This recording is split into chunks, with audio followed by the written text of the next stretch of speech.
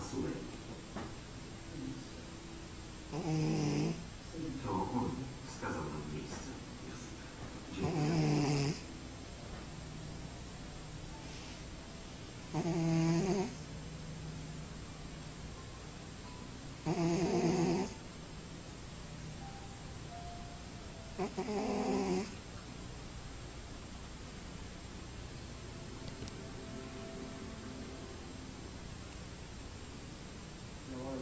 Jeśli chce pani zobaczyć małą, musi pani powiedzieć wszystko, co pani wie. Pan jest diabłem, nie przesadzajmy. Tylko jego słowo. Niech pan uwolni sankcję, albo wezwę policję. Chyba się nie zrozumieliśmy. Usiądźmy i porozmawiamy.